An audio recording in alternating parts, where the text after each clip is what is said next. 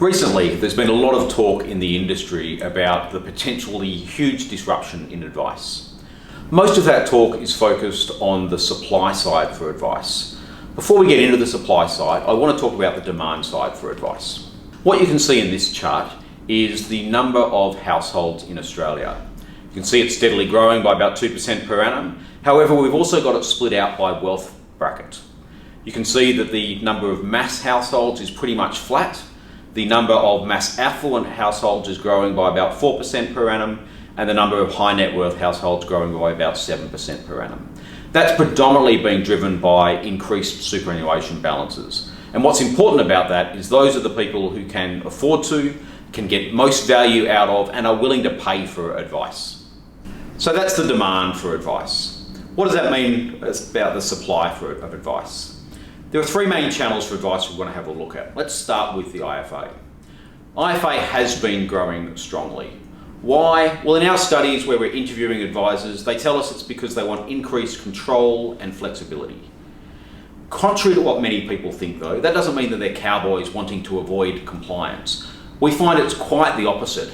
Rather than having compliance done to them by a third party, they want to incorporate compliance into their process and do it properly the first time so that they can spend more time worrying about the client. We see none of that changing, and therefore we see IFA continuing to grow strongly in the future. Second of all, salaried, the other bookend. Salaried has been struggling for some time. However, we think that's going to change. Let's think about it. If you're an independent wealth advisory firm where you take all of the risk of providing advice to end customers, are you going to give away the economics to the individual advisor, or are you going to want to retain that yourself? We think that's a pretty easy question to answer, and salaried will therefore make a resurgence. However, it's got to be different to what it is today. How's it going to be different? We think that acquisition will really differentiate salaried firms in the future. That will be a digital acquisition based off a lot of existing customers and a strong brand to be able to provide a strong funnel through to the salaried advisors in that channel. And so finally, aligned.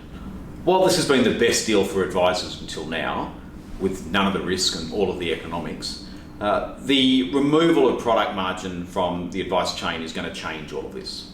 That means that the price of renting a license is going to go up, which is fundamentally going to shift the number of advisors willing to participate in an aligned model.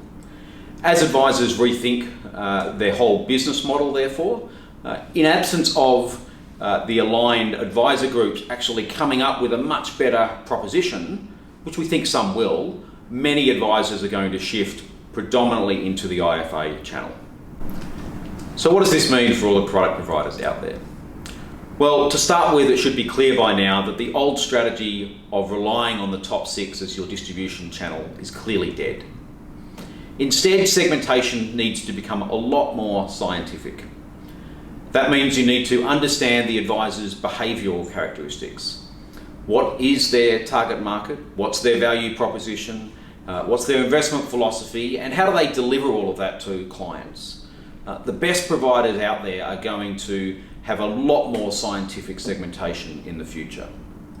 So given that velocity of change increasing that I mentioned earlier on, the question for everyone out there is, are you ready for a new segmentation approach, or are you stuck in the old way?